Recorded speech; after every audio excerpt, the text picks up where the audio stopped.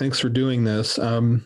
Everyone kind of handles adversity differently, especially when things don't go the way all season. What have you been able to do to stay, in the lineup all season, playing every game, and then be consistent the way that you have? Well, it's really just our job to do that. No matter where you are in the standings or if you're eliminated from the playoffs, you have to show up every day to work, and that's what I've tried to do. Try to play a consistent game right on through here.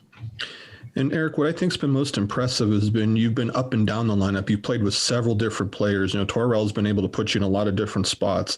What's the key to being able to adjust to having to play with so many different players, so many different lines throughout a season? Well, not much changes for me. Depending on the line doesn't change much of what I want to do, because I think if you're playing a fourth line role, you can create energy and I can use my speed on the forecheck and kind of do that. But if I'm playing a little higher in the lineup, I think I can do the same thing to, create chances and offense by doing a lot of the same things. And Tortorella was talking about you a little bit earlier. He said that you help make the team faster. So when you hear your coach say something like that, what do you think of? And then ultimately, how fast do you feel like that this Blue Jackets team can ultimately be? Yeah, we got a lot of guys who can move. It's the way the game's going. It's a fast game. It's getting faster. So yeah, it's good to have some guys who can skate and get it on the forecheck. And I think it can change the way a game goes. And Eric, I know you are under contract still for next season, but with the expansion draft kind of heavy around there, do you ever think about your future at all, that something could ultimately happen?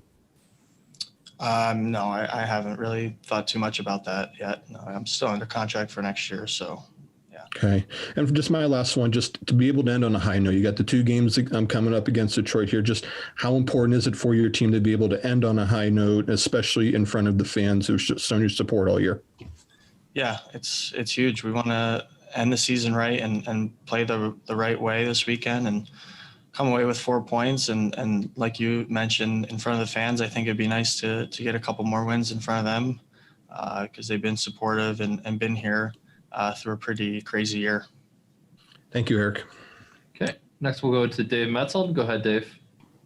Eric, just kind of picking up on Mark's question there. Two teams that unfortunately aren't going to advance to the postseason. Does that take any intensity away from this game tonight in terms of how you approach it or any of that?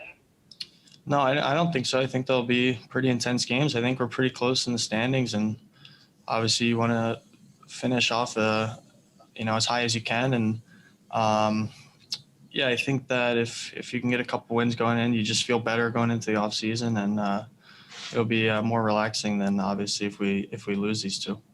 Eric, how proud are you of playing every game to date so far and looking like you're going to finish her off?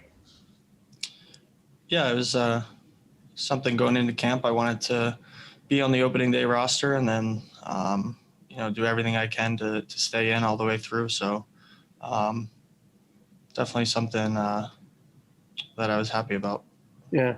And just one kind of crazy question. Were you anywhere near the Elvis Merzlikins exchange with Tortorella the other night when he said he was going to come over and try and score a goal? I was kind of close. I heard a little bit, but I didn't quite pick up on it. But I've heard from interviews what happened, so that's pretty funny. Yeah, I just wondered what the reaction of the bench was. Okay. Hey, thanks, man.